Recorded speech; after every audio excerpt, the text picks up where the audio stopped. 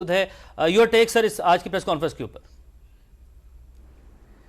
देखिए जी, जो सबसे पहली बात जो उन्होंने कही और जो बड़ी इंपॉर्टेंट थी बलूचिस्तान के रेफरेंस से, जो पिछली प्रेस कॉन्फ्रेंस में भी उन्होंने कहा था कि ये बेसिकली क्लियर, होल्ड, बिल्ट और ट्रांसफ़र जो है ये पूरा स्पेक्ट्रम है जिसको सामने रखते हुए टेररिज्म जो है हम उसका मुकाबला कर सकते हैं। तो क्लियर और होल्ड हो गया, अब बिल्ट और ट्रांसफ़र जो है वो रहता है, और वो जब तक रहेगा तो ये इशू जो है ये बार बार ऐसे ही होता रहेगा कि जैसे एक सर्जन ने बाहर से सर्जरी कर दी लेकिन जो तो कॉज ऑफ डिजीज़ है it persist and it exist. तो एक तो ये बात थी जिस पे उन्होंने इसको किया। दूसरा जो जनरल फैज़ हमीद की बात है, जहाँ पे उन्होंने क्लियर कर दिया कि फ़ौज का जो एक सिस्टम है एहतसाब का या अकाउंटेबिलिटी का, वो बहुत इंटैक्ट है, और वो जो उनके ऊपर जो फाइनेंशियल उसके इल्ज़ामात हैं उनकी भी तहकीक होगी कोर्ट मार्शल के अंदर। अगर वो साबित हुए तो उसके मुताबिक उसके ऊपर पनिशमेंट होगी। और इसके अलावा जो अगर इंटरफेरेंस है, जो कि पिछली प्रेस रिलीज़ में भी जिसके ऊपर जिसको वजाहत की गई थी, किसी पॉलिटिकल कॉन्टेक्स्ट में या किसी और कॉन्टेक्स्ट में use of the power in inordinate या एक्स्ट्रा ऑर्डिनरी वे इन्फ्लुएंसिंग इन सम कॉन्टेक्स्ट, तो उस पर भी कार्रवाई होगी। तो इसके साथ साथ अगर आप देखें तो ये जो प्रेस कॉन्फ्रेंस है या जो उनके रेगुलर प्रेसेस हैं, ये एक तरह से बहुत एक अच्छा इकदाम है, क्योंकि इसमें फिर वैक्यूम नहीं आता। और जो सवालात होते हैं, क्योंकि हमारे मुल्क में इस वक्त इतनी नैरेटिविटी क्रिएट की जा रही है, इतने नैरेटिव्स हैं, और वो नैरेटिव्स जो हैं जब तक उनको नैरेटिव का हल जो है वो उसको कंटेस्ट करना है with logic and with truth. तो जब तक उसको लॉजिक और ट्रुथ के साथ कंटेक्स्ट नहीं किया जाता तो फिर उस वैक्यूम में वो और एक सूरत हाल क्रिएट हो जाती है, और वो एक आप कह लीजिए कि एक फॉल्स नैरेटिविटी क्रिएट हो जाती है। तो इस लिहाज से ये बहुत ज़रूरी था। और प्लस इसलिए भी इस बात की भी उन्होंने वजाहत की है कि ये जो कहा जाता है कि जी फ़ौज का बजट है, इतनी महंगाई है और इतनी हम इकनॉमिक स्ट्रेस और एक इकनॉमिक फ्रिक्शन के टाइम में हम जो गुजर रहे हैं, इसमें फ़ौज का बजट बहुत ज़्यादा है, डिफेंस बजट। और उन्होंने फिगर्स के साथ वाजे किया कि इस साल फ़ौज का बजट जो है वो रादर डिक्रीज़ कर दिया गया है, और फ़ौज को इसका एहसास है, इकनॉमिक कंडीशन का भी एहसास है। और इसके अलावा जो SIFC है या जो फ़ौज जिस तरह से भी इकॉनमी के अंदर अपना कंट्रीब्यूट जिन तरीक़ों से पहले कर रही है, और इसके अलावा भी मज़ीद जो है वो जिन मेजर्स के साथ किया जा रहा है, तो वो इकनॉमिक जो सिक्योरिटी है उसको कम्प्रिहेंसिव तरीके से ना सिर्फ ये कि फ़ौज की जो आला क़यादत है उसको समझती है, बल्कि आवाम के साथ और कौम के साथ और हमारी जो स्टेट है उसके साथ मिलके उसका हल करने की कोशिश भी की जा रही है, और वो एफर्ट्स भी हैं उसमें, और उसका पूरी तरह से अदराक भी है। ठीक है, आप हमारे साथ मौजूद ही रहिएगा। जाहिद महमूद साहब आपकी तरफ आएंगे, आपको भी शामिल गुफ्तगू करते हैं। जो बलूचिस्तान के हवाले से बात की और खुसूसन ये कहा गया कि एक बयानिया जो है उसको बनाने की कोशिश की जाती है एहसास महरूमी का, तो ये एक बैरूनी साजिश है, फंडिंग भी वहीं से होती है, तो आप इसको कैसे देखते हैं?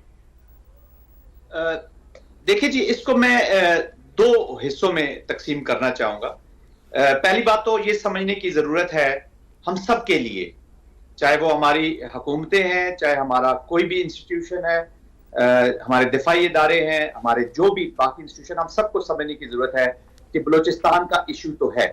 अब इशू को दो मैं हिस्सों में तकसीम करूंगा। एक वो लोग हैं जो जेन्युइनली अपने माजी में जो उनके साथ मैं कहूंगा ज्यादतियां होती रही या जो भी उन तक नहीं पहुंचाया गया, जो शायद स्टेट ऑफ पाकिस्तान ने तो भेजा हो, वो फंड्स भेजे हों, वो तरक्की भेजी हो, लेकिन उस सिस्टम की वजह से, बलोच सिस्टम की वजह से उन तक नहीं पहुंचा, और वो तरक्की उस तरह नहीं कर सके जिस तरह बाकी सूबों ने की।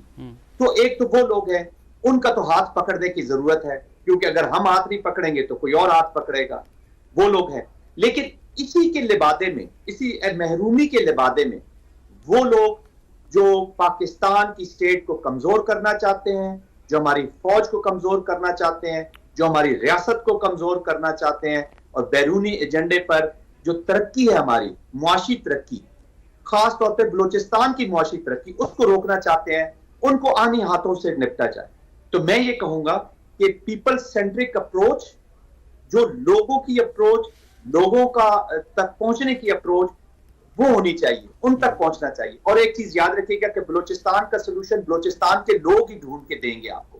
वो बलूचिस्तान के लोग जो आईने पाकिस्तान पर यकीन रखते हैं, उस बलूचिस्तान के लोग जो पाकिस्तान की रियासत पे यकीन रखते हैं और जिनको मालूम है, उनके ज़हनों में कोई शक नहीं है कि उनकी तरक्की रियासत पाकिस्तान के अंदर रहकर, आइन के अंदर रहकर उसमें जुड़ी हुई है। अगर ये उनको ये ख्वाब दिखाए जा रहे हैं कि जो ही वो आजाद हो जाएंगे तो वो तरक्की करके न जाने शायद हांगकांग बन जाएंगे या शायद कोई ऐसे मुल्क बन जाएंगे जो तरक्की जिनकी बहुत ज्यादा हो, उनके लिए वैसी लीडरशिप भी चाहिए होती है। तो ये वो लीडरशिप नहीं है, ये बहुत ही मुश्किल है कि वो इनको वो चीजें पहुंचा सके। तो खुदा न खास्ता, अल्लाह ना करे कोई ऐसा दिन, इट इज नॉट पॉसिबल कि आएगा कि वो यहाँ पर इस तरह के काम करेंगे। एनीवेज, दूसरे ये लोग हैं जो इसके लिबादे में हमें कमजोर कर रहे हैं, तो इनके खिलाफ प्रिसीजन के साथ काइनेटिक का इस्तेमाल, और जो लोग तरक्की करना चाहते हैं उनको पीपल कांटेक्ट के साथ पीपल टू पीपल कांटेक्ट अपना इंप्रूव कराएं। और हमारे जो तजियाकार या हम लोग जो बाहर बैठे हुए हैं या यहाँ से उनके सोल्यूशन सोचते हैं या रिकमेंड, उनसे मेरी दरख्वास्त यह है कि बलूचिस्तान को जानिए, बलूचिस्तान को जानना बहुत जरूरी है, बलूचिस्तान को जानना बहुत जरूरी है। कतर कलामी के माजर साथ ही मौजूद रहेगा। नदीम मलिक साहब, आपकी जाने बढ़ते हैं। अभी आपने एक बड़ा अहम नुकता उठाया, आपने उस हवाले से बात भी की कि फौज किसी सियासी जमात के हक में है ना मुखालिफ। इंतहाई अहम बयान था आज की जो प्रेस कॉन्फ्रेंस का इस पर। तो इस बयान का सर मतलब क्या समझते हैं आप? क्या कहीं बर्फ पिघलती दिखाई दे रही है या जस्ट बयानी के अंदर कुछ चेंज आ रहा है? और फैज हमीद केस से मुतालिक उन्होंने कहा कि कानून अपना रास्ता बनाएगा, मुसलसल आपको अपडेट रखा जाएगा, आवाम के सामने तमाम बातें रखी जाएंगी। इन दोनों पहलुओं के हवाले से सर आपकी क्या टेक है? जनरल फैज वाले मामले में फौज को बहुत ट्रांसपेरेंटली चलना पड़ेगा, शफाफियत के साथ, ताकि कहीं यह तासुर ना मिले कि इमरान को 9 मई में फिक्स करने के लिए जनरल फैज को सजा दी जाएगी। जितना शफाफियत होगी, जितना इंफॉर्मेशन फ्लो अच्छा होगा, उस प्रोसेस को उतना क्रेडिबल बनाने में मदद मिलेगी। जब बार बार फौज की तरफ से कहा जाता है ना कि हमारा इंटरनल अकाउंटेबिलिटी मैकेनिज्म जो है बड़ा रिगरस है, ये उन्होंने अल्फाज इस्तेमाल किए थे अपने ऑफिशियल स्टेटमेंट में कि रिगरस अकाउंटेबिलिटी प्रोसेस है। तो रिगरस अकाउंटेबिलिटी प्रोसेस हमें ये 2017 का मई 2017 का वाकया है, 2024 तक टॉप सिटी के मामले में फैज के खिलाफ कार्रवाई होती नजर नहीं आई है। तो वो रिगरस उतना है नहीं है जितना होना चाहिए था, क्योंकि फौज के अंदर एक हम एटलीस्ट मेरा तासुर ये मौजूद है कि पूरे पाकिस्तान के अंदर एक इदारा जहाँ पर बाकायदा एक मेरिट बेस्ड सिस्टम एग्जिस्ट करता है, ट्रांसफर, पोस्टिंग, तरक्की के लिए आपकी अगर कुछ फाइनेंशियल करप्शन किसी के सामने आ जाती है तो वो फौज है। फौज के अंदर बहुत अच्छा निजाम है, लेकिन एक शख्स जो BGC के ओहदे पे तैनात था और इतनी संगीन नौयत की खिलाफ वर्जियां उसके ऊपर इल्जाम मई 2017 में आयद होते हैं और 2024 जुलाई का महीना आ जाता है, तब तक आपने उसको पकड़ा नहीं है। तो उससे एक चीज तो सवाल हमारे सामने आता है कि आपका उतना रिग्रेस है नहीं है जितना होना चाहिए था, इसको बेहतर करने की जरूरत है। दूसरा, जहां पर काउंटर टेररिज्म की कार्रवाई और कुर्बानियों का तज़किरा है, मैं दोबारा कह रहा हूँ कि हर उस शख्स को सलाम पेश करना चाहिए जिसने पाकिस्तान की खातिर अपनी जान कुर्बान की, और ये हमारे बेटे हैं जो फौज में इस कौम के लिए रोजाना पाकिस्तान के दिफा के लिए और पाकिस्तानियों की हिफाजत के लिए अपनी जानें कुर्बान कर दें। लेकिन यहाँ पे भी एक अकाउंटेबिलिटी का फैक्टर मिसिंग है।